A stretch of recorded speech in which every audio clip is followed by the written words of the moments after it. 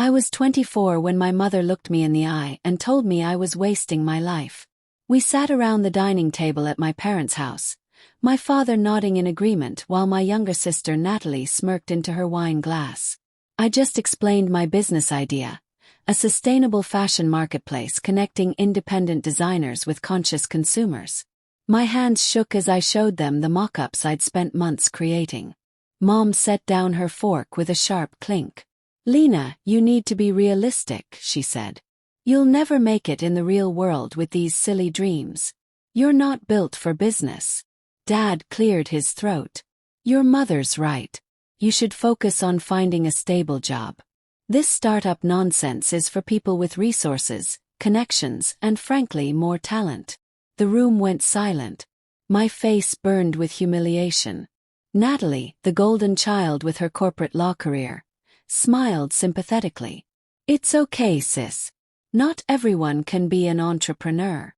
I stood up, my chair scraping loudly against the floor. "You're wrong," I whispered. "I'll prove you all wrong." I grabbed my bag and walked out, tears streaming down my face. Behind me, I heard my father sigh. "She'll come crawling back when reality hits." My studio apartment felt smaller than ever as I sat on my worn couch, staring at my laptop screen. I had $8,000 in savings, no investors, and a family that thought I was delusional. The mock-ups stared back at me, beautiful but lifeless without funding to make them real. For 3 weeks, I barely left the apartment. I researched business models, taught myself basic coding, and reached out to designers through social media. Most ignored me. Some replied with polite rejections. My parents called twice. I didn't answer. Natalie texted. "Mom's worried. Just apologize and move on." I blocked her number. My best friend Casey stopped by with takeout, finding me surrounded by empty coffee cups and crumpled papers. "This is unhealthy," she said gently. "Maybe they have a point." I felt my stomach drop. "Not you too." She held up her hands. "I'm just saying maybe there's a middle ground. Get a part-time job, work on this slowly." But I couldn't go slow. Every day I delayed felt like proving them right. I needed to move fast, take risks, be bold. The problem was I had no idea how. That night I almost gave up. I sat with my finger hovering over the delete button, ready to erase everything. Then my phone rang. Unknown number. I almost didn't answer. "Lena. It's Tyler Harrison. We worked together at Nordstrom, remember?" My heart jumped. Tyler had left retail 2 years ago to work in venture capital. "I saw your LinkedIn posts about the sustainable fashion platform," he continued. "I'd love to hear more. Are you free this week?" We met at a coffee shop downtown. I brought my laptop, my pitch deck, and every ounce of confidence I could fake. Tyler listened intently as I explained the marketplace concept, the gap in the market, the environmental impact. He asked tough questions. I stumbled through some answers, nailed others. Finally, he leaned back in his chair. "I can't invest personally, but I have a friend, Amanda Brooks. She runs a small fund focused on sustainable businesses. She'd want to meet you." 2 weeks later, I sat in Amanda's sleek office, my heart pounding. She was sharp, intimidating, and brutally honest. She tore apart my business model, questioned my projections, and challenged every assumption. Then she smiled. "I'm in for 50,000. But I want monthly check-ins and veto power on major decisions." I nearly fell out of my chair. $50,000. It wasn't much in the startup world, but to me it was everything.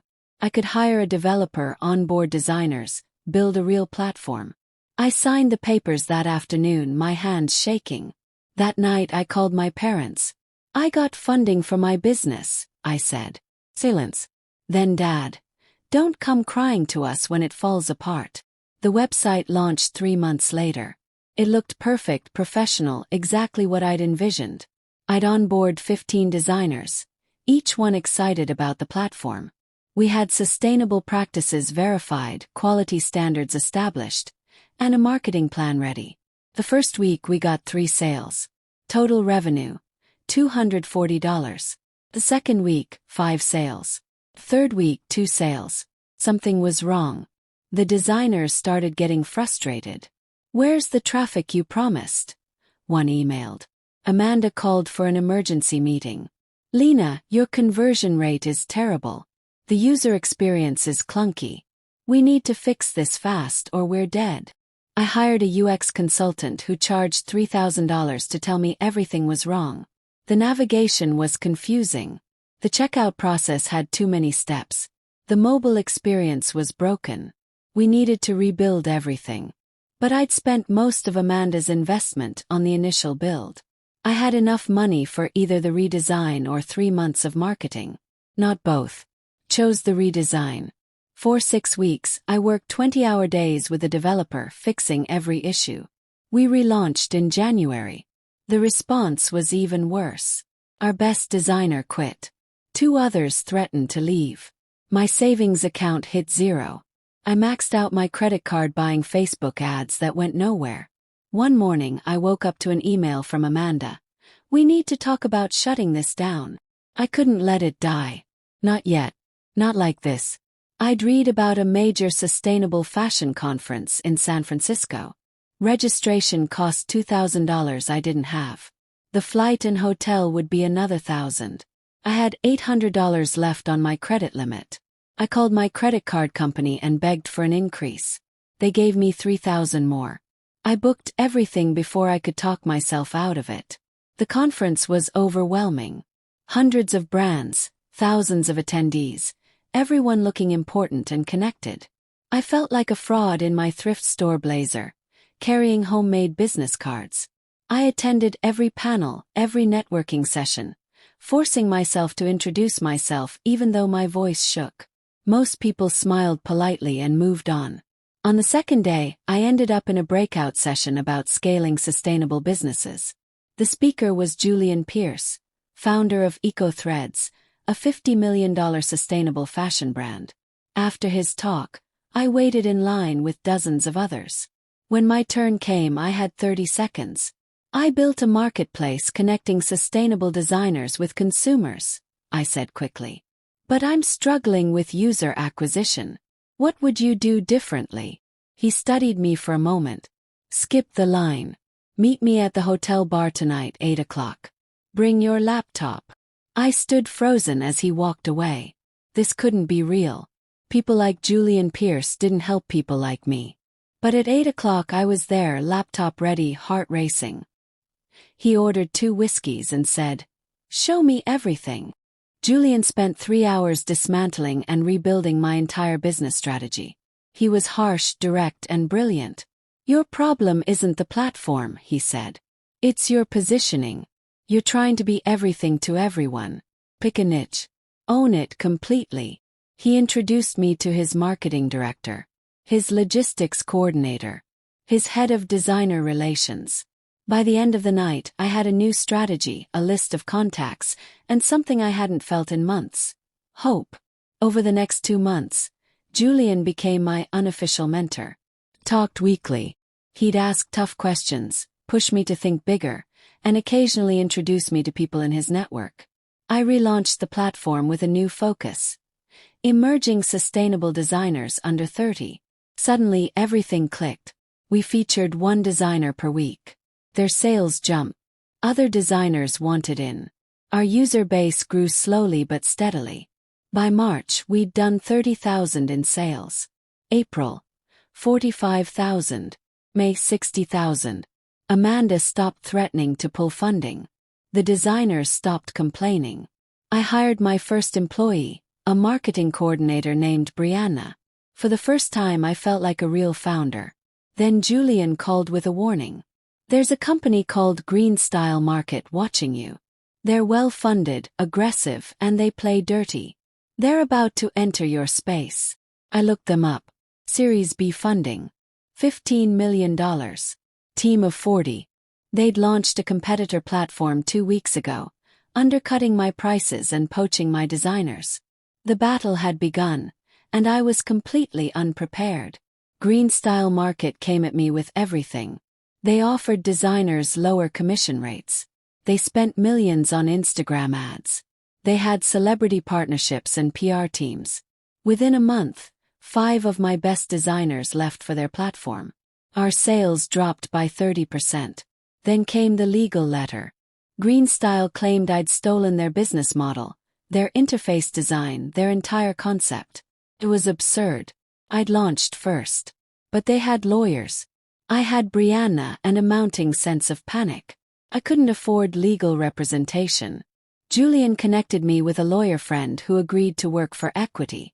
We spent 2 months gathering evidence, building our case, proving I'd developed everything independently. The stress was crushing. I stopped sleeping, stopped eating properly. Brianna kept the business running while I fought in conference rooms and conference calls. Finally, we went to court. Their lawyers were polished and prepared. Mine was good, but we looked like David versus Goliath. The judge reviewed our evidence, our timestamps, our development records. 6 weeks later, the ruling came. Greenstyle Markets' claims were baseless. They had to pay my legal fees and issue a public retraction. I won. But the victory felt hollow. They damaged my reputation, scared away designers, cost me 3 months of growth. And they were still out there, bigger and stronger, waiting for their next move. I needed to fight back, but I was exhausted, broke, and starting to wonder if my parents were right. Maybe I wasn't built for this. My phone rang on a Tuesday morning. Unknown number. I almost didn't answer. Lena. It's your mother. Froze. We hadn't spoken in over a year. I've been following your business online, she said carefully. I saw the article about the lawsuit. About how you won. Silence hung between us. We'd like to talk, she continued. Your father and I. We thought maybe we could have dinner. Discuss everything. Part of me wanted to say no. To hang up and never look back. But another part, the part that remembered being a little girl seeking their approval, whispered, maybe things could be different. Okay, I heard myself say. Saturday. 7 o'clock. I'll choose the restaurant. I picked a nice place, somewhere public and neutral. When Saturday came, I dressed carefully, practiced what I'd say. My hands shook as I walked in. They were already seated. Dad looked older. Mom looked nervous. Natalie was there too, perfectly put together as always. Lena, Mom started. We're so proud of what you've accomplished. We always knew you had potential. The words hit me like ice water. Always knew. Really? I said quietly. Because I remember you telling me I'd never make it. That I wasn't built for business. That I was wasting my life. Dad shifted uncomfortably. We were protecting you from disappointment. We didn't want you to get hurt. So you hurt me instead. My voice rose slightly. Other diners glanced over. You told me I wasn't good enough. That I should give up. The dinner dissolved into tense justifications and half apologies. I left early, angrier than when I'd arrived. They didn't get it. They never would. The dinner haunted me for weeks. I threw myself into work, trying to forget. But something had shifted. My parents' words, instead of hurting, started fueling me. Every doubt they'd planted became rocket fuel. I wanted more than success. I wanted undeniable, impossible to ignore success. By September, we'd rebuilt our designer roster. Sales hit 90,000 monthly. We had 12 employees now, a real office, and investors circling. Amanda brought me a term sheet from a larger fund. Series of funding. $2 million at a $12 million valuation. The catch? They wanted significant control. Board seats. Veto power. The ability to replace me as CEO if metrics weren't hit. Almost signed. The money was life-changing. But Julian's voice echoed in my head from one of our calls. Don't give up control until you absolutely have to. Stay scrappy. Stay independent as long as possible. I turned down the term sheet. Amanda was furious. Lena, you're being stupid. This is what startups do. You take the money and grow. But I'd seen what happened when founders lost control. I wouldn't let that be me. Instead, I focused on profitability. Cut unnecessary costs. Negotiated better deals with vendors. increased our commission slightly. By December we broke even. January we were profitable. Small profits but real ones. My parents sent a Christmas card. Inside a note.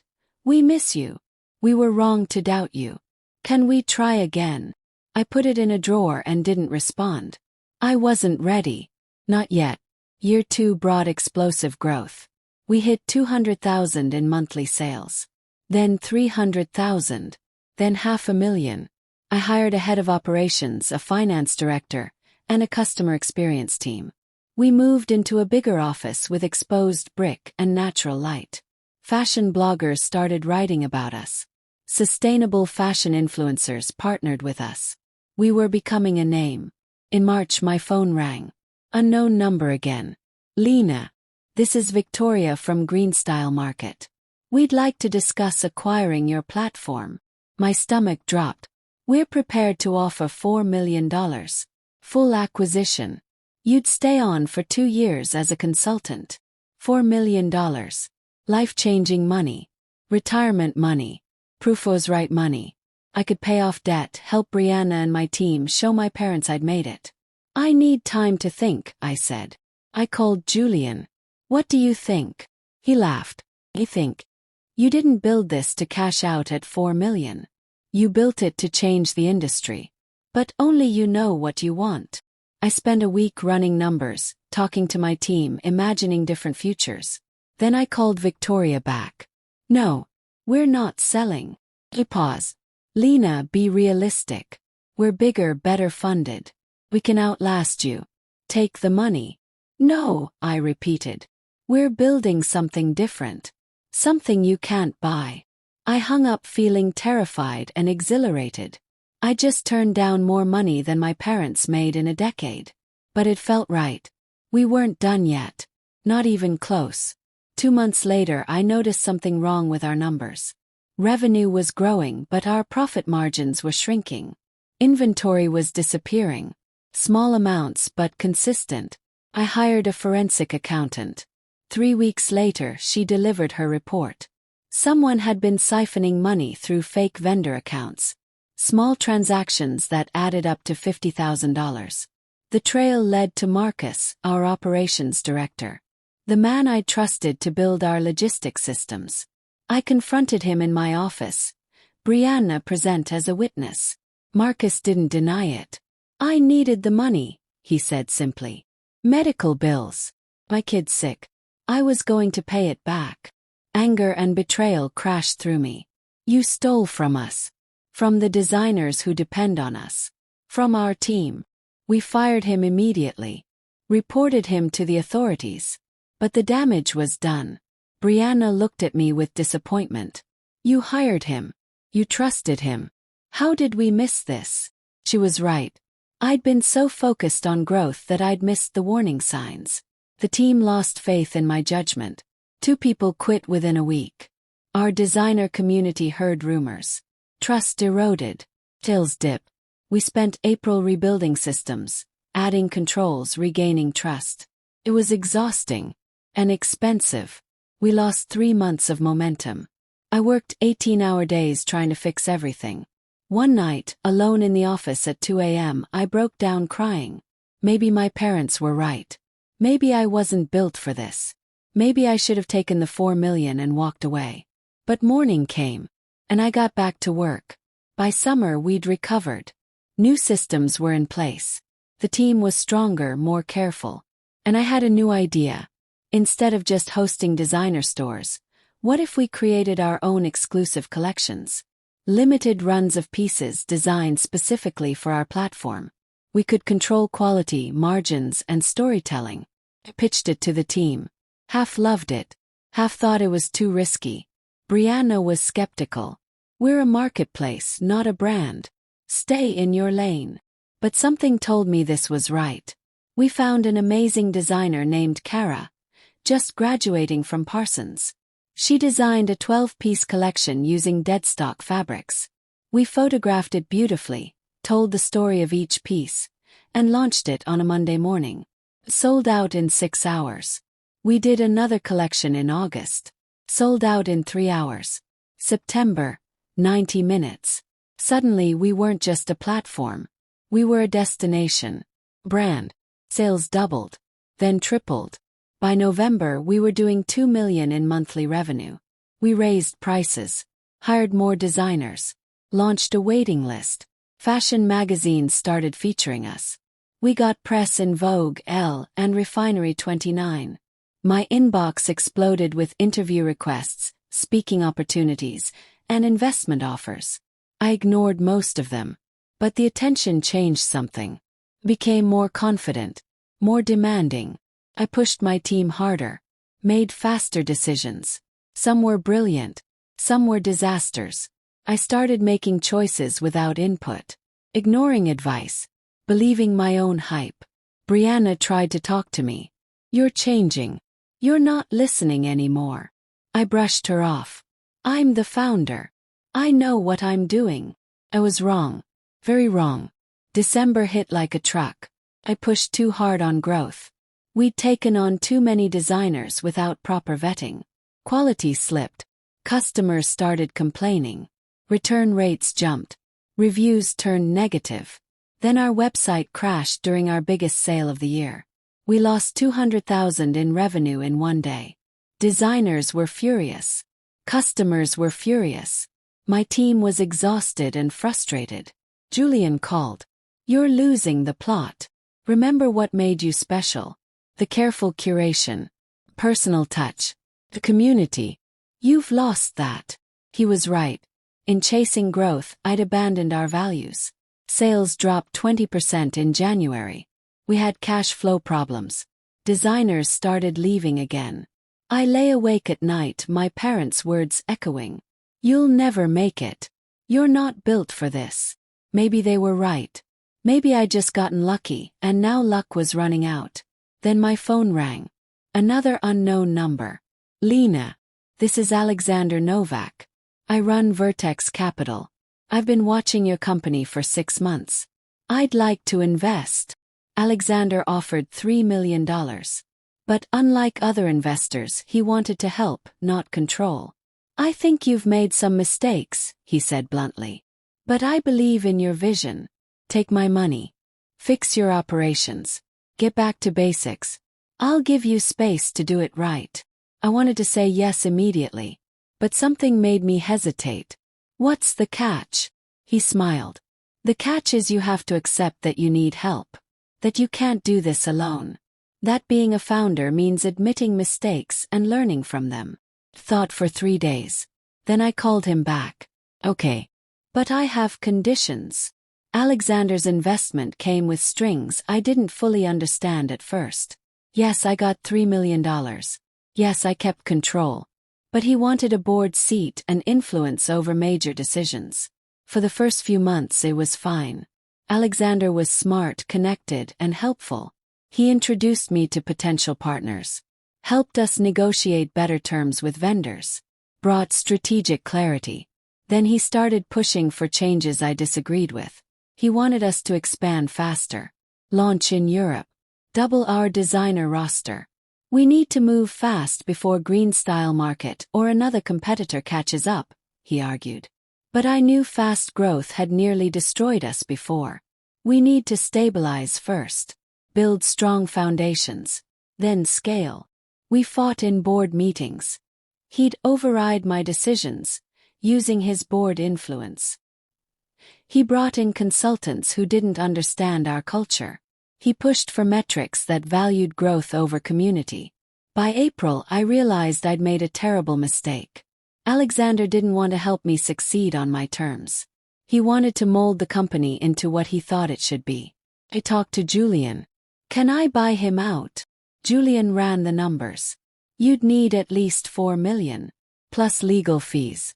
Do you have that kind of capital? I didn't. Not even close. I was trapped.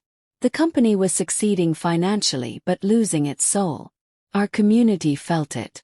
Designers complained about new policies. Customers sensed the shift. We were becoming what I'd sworn we'd never be. Just another platform chasing growth at any cost. I spent sleepless nights trying to figure out an exit strategy.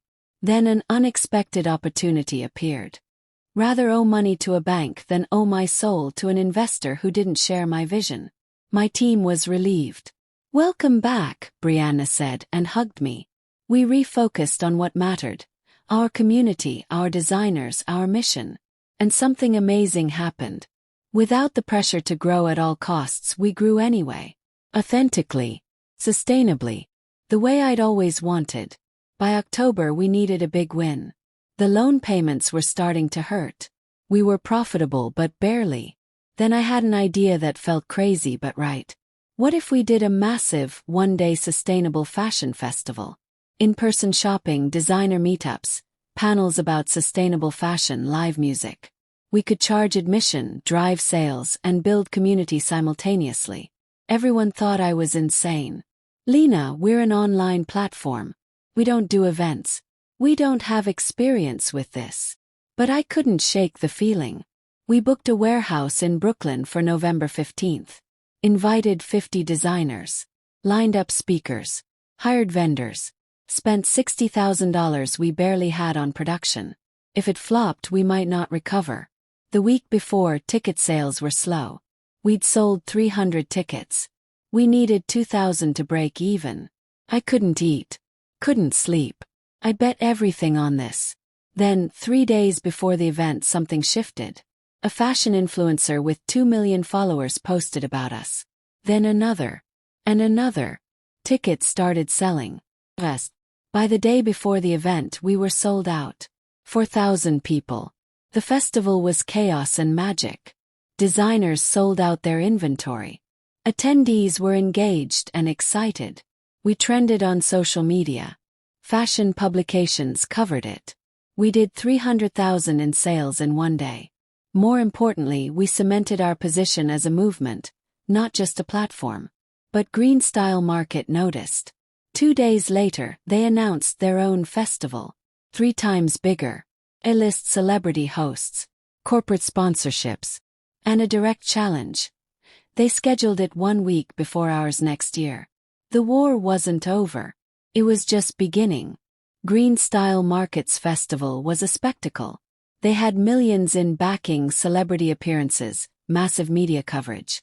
Compared to them, we looked small and scrappy. Our designer community was worried. "Can we compete with that?" they asked. I wanted to say yes confidently. But honestly, I wasn't sure. Then Green Style made a mistake.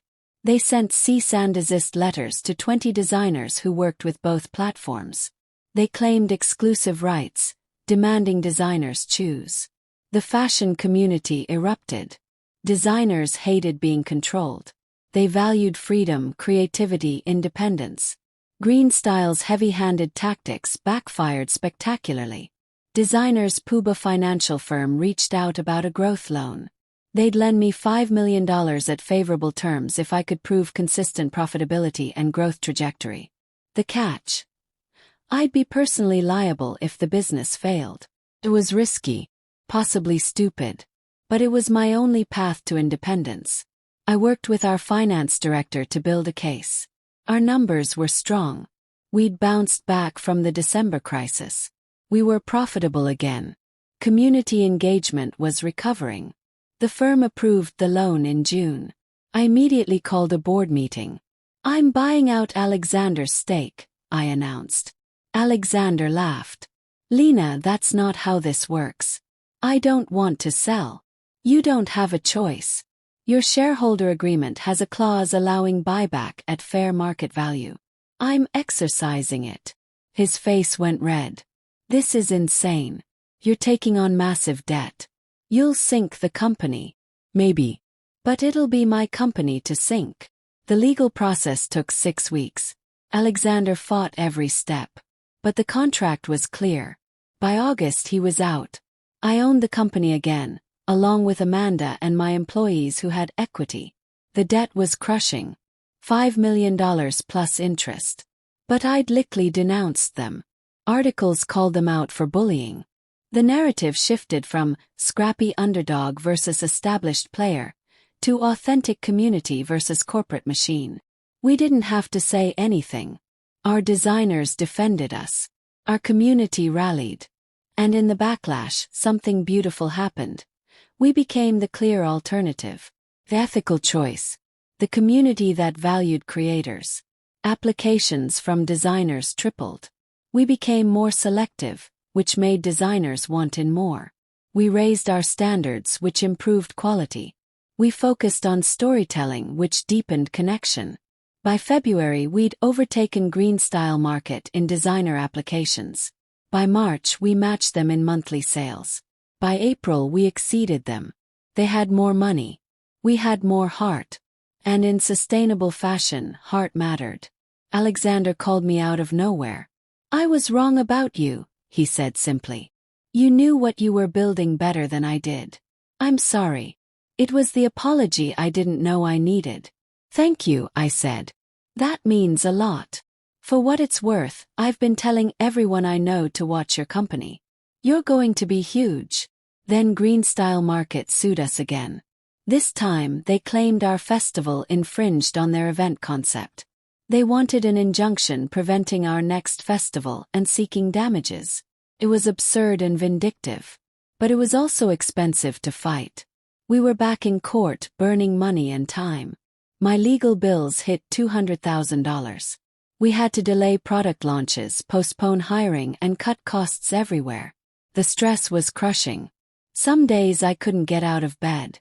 But we fought, gathered evidence, documented everything, showed clearly that our festival concept existed before theirs. 9 months later, the judge ruled in our favor. GreenStyle Market had to pay our legal fees and issue a public apology. But more significantly, the judge's ruling included harsh language about GreenStyle's pattern of anti-competitive behavior. The press coverage was devastating for them. Their CEO stepped down. Their investors got nervous. Designers left in droves. Within 3 months, GreenStyle Market shut down. Their investors had pulled funding. Their team disbanded. Their platform went dark. We'd won. Not through aggression or deep pockets, but through persistence, community, and staying true to our values. The sustainable fashion marketplace space was ours.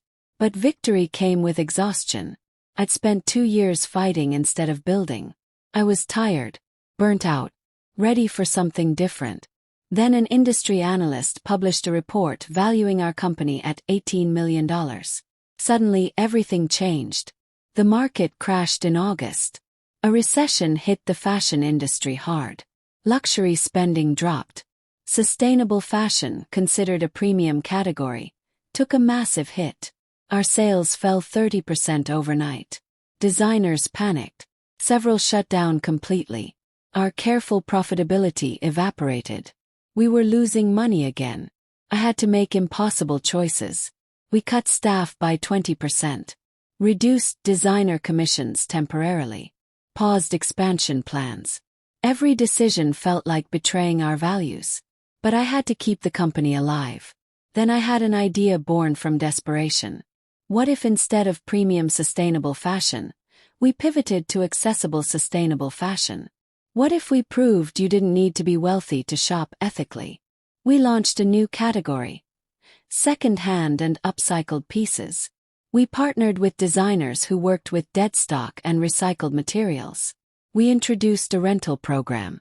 We created a repair and resell marketplace. The fashion industry thought I was crazy. "You're devaluing the brand," consultants warned. But our community embraced it. Sales stabilized, then grew. We weren't just surviving the recession. We were thriving. Because we'd made sustainable fashion accessible when people needed accessibility most.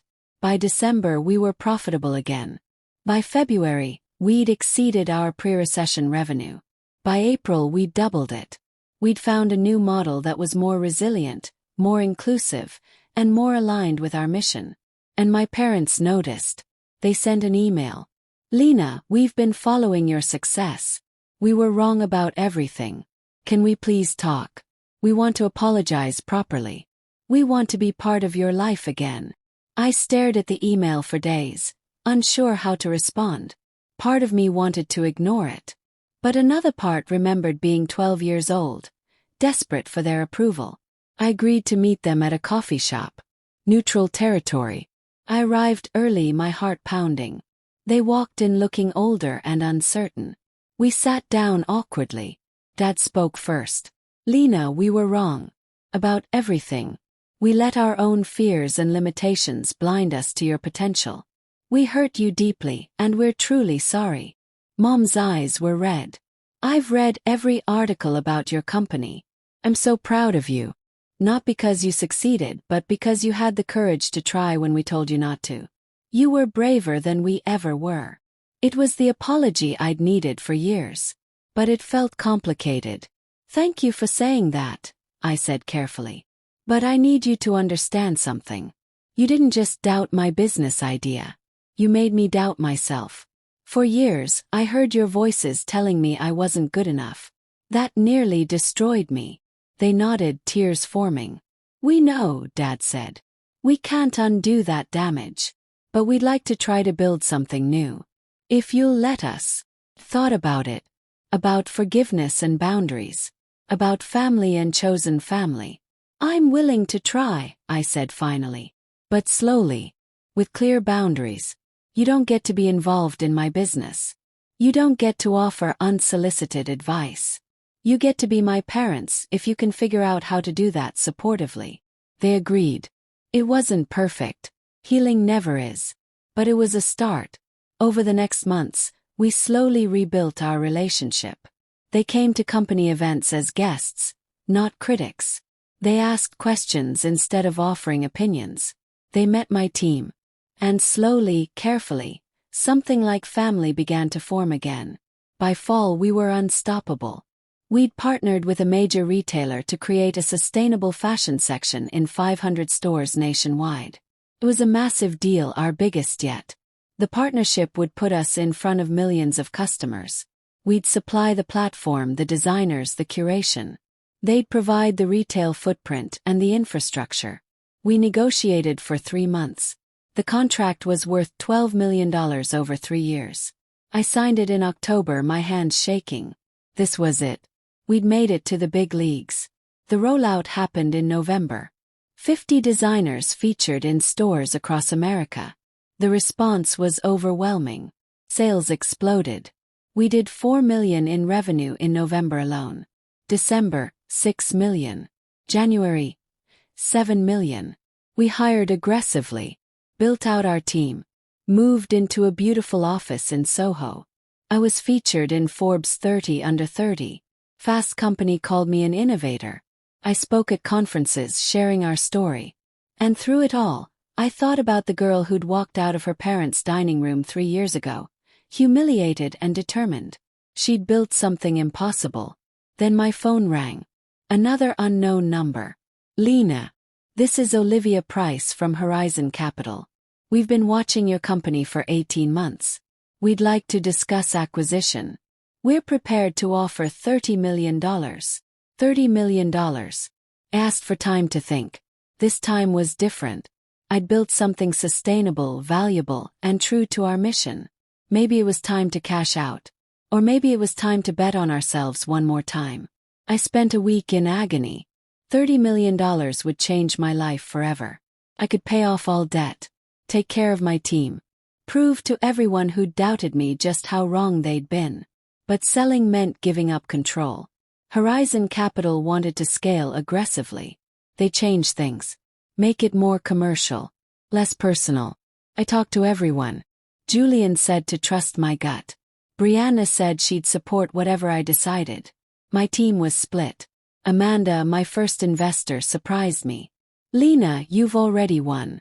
You built something incredible from nothing. Whether you sell or not, you've proven everything you needed to prove. So ask yourself, what do you actually want? I sat in my office late one night, looking at the city lights. What did I want? I'd started this to prove my parents wrong, to show I could succeed. But somewhere along the way, it became about more than that. It became about building a community, changing an industry, creating opportunities for designers who'd been overlooked. If I sold, all that would change. The mission would become secondary to profits. I called Olivia the next morning. Thank you for the offer, but I'm not selling. We're building something that matters more than money. Pause. Lena, be smart. This is a massive opportunity. We could make you very wealthy. I'm already wealthy in the ways that matter, I said. We're staying independent. I hung up and felt lighter than I had in years. We weren't for sale. We were building something permanent. 2 months later, another analyst report came out. This time they valued us at $42 million. We hadn't sold, and we'd increased our value by $12 million in 2 months just by staying the course. Then someone from my past reappeared. Marcus, the operations director who'd stolen from us.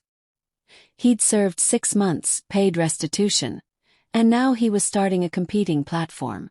He called me directly. Lena, I wanted you to hear it from me. I'm launching Sustainable Style. I learned everything from you, and now I'm going to do it better. No hard feelings. My blood ran cold. Marcus knew our systems, our strategies, our designer relationships. He could replicate everything. Worse, he could position himself as the reformed underdog, the guy who made mistakes and deserved a second chance. He launched 2 weeks later with backing from anonymous investors. His platform looked suspiciously similar to ours. He reached out to our designers, offering better terms. Left. I watched in disbelief as press outlets covered his redemption story. They painted him as someone who'd learned from mistakes. Me. I was the unforgiving boss who wouldn't give second chances. It was infuriating. But I'd learned something from years of fighting. Don't engage. Don't give them oxygen. Just build something so good they become irrelevant. We doubled down on innovation, launched new features, strengthened designer relationships, improved customer experience. We didn't mention Marcus or his platform publicly. We just kept building. And slowly, the narrative shifted. Designers realized Marcus's platform lacked the community we'd built. His terms were better on paper, but the support, the culture, the mission weren't there. Everything came to a head in March. A major fashion conglomerate, Stellar Brands, approached with an aggressive hostile takeover attempt. They owned dozens of fashion companies and wanted to add sustainable fashion to their portfolio. They started buying up shares from early employees who'd vested their equity. They offered current employees huge bonuses to leave and join them. They poached 3 of our best designers. They launched a smear campaign, claiming our supply chain wasn't truly sustainable. It was coordinated and vicious. I called an emergency all-hands meeting. We're under attack, I told my team. They're trying to destroy what we've built. But here's what they don't understand. We're not just a company. We're a community. They can offer money. We offer meaning. They can copy our model. They can't copy our soul. So here's what we're going to do. We're going to fight back with everything we've got. We launched a transparency campaign, opening our entire supply chain to public scrutiny. We published every vendor, every process, every certification. We invited journalists to visit our facilities. We challenged Stellar Brands to do the same. They couldn't. Their other brands relied on questionable labor practices. The scrutiny backfired on them spectacularly. Press turned against them. Consumers boycotted their other brands. Designers publicly condemned them. 1 year later, I stood in front of a packed auditorium. We were announcing our official valuation, $22 million in annual revenue, and the company was worth an estimated $55 million. But numbers didn't tell the whole story. We'd created opportunities for over 300 sustainable designers. We'd diverted millions of pounds of textile waste from landfills. We'd proved that ethical fashion could be profitable and accessible. My parents sat in the front row. Natalie was there too, genuinely proud now. After the presentation, Mom hugged me tightly. "I'm so sorry we didn't believe in you," she whispered. "You were right about everything." Dad shook my hand formally, then pulled me into a hug. "You're the bravest person I know. I'm sorry I was too scared to see it." Felt good. Not because I'd proved them wrong, though I had, but because I'd proved myself right. I'd trusted my vision when everyone doubted it. I'd persisted through failures, lawsuits, betrayals, and impossible odds. I'd built something meaningful. That evening, I gathered my team for a celebration. Brianna raised a glass to Lena, who never gave up, even when she probably should have. Everyone laughed. Julian video called in from across the country. You did it, kid. You changed an industry. I looked around at the people who'd believed in me, who'd shown up when success wasn't guaranteed, who'd become my real family. We did it, I corrected. None of this happens without all of you. Later, alone in my office, I thought about the girl who'd walked out of that family dinner 4 years ago. Humiliated, angry, determined. She'd wanted to prove everyone wrong. Instead, she'd proved something more important. That success isn't about validation from people who doubted you. It's about building something that matters, with people who believe in you, and staying true to your vision even when the whole world says it's impossible. My phone buzzed. A text from an unknown number. Lena, this is Casey, your old friend. I saw the news. I'm sorry I doubted you. You were right all along. I smiled and put my phone away. I didn't need apologies anymore. I didn't need validation. I had something better. A company I'd built from nothing, a team that felt like family, and the knowledge that I'd bet on myself when no one else would. And I'd won. Not just money.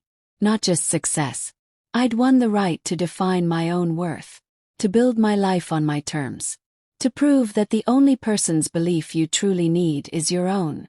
That was worth more than $20 million. That was worth everything.